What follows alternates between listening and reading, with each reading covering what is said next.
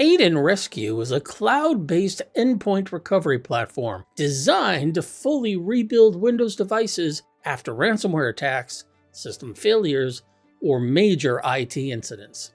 Unlike traditional recovery tools that only restore the operating system, AidenRescue performs a complete bare metal rebuild, automatically restoring the OS, applications, drivers, configurations, and security policies so users can get back to work fast.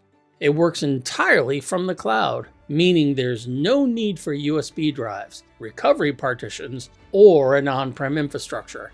And devices can be rebuilt securely from anywhere, even if they're encrypted or off-network.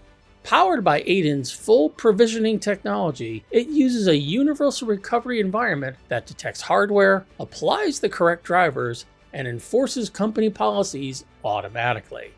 With Microsoft Entra ID integration, recovery is secure and controlled, ensuring only authorized users can initiate rebuilds. The results? Organizations can recover endpoints in hours instead of days, dramatically reducing downtime and operational disruption.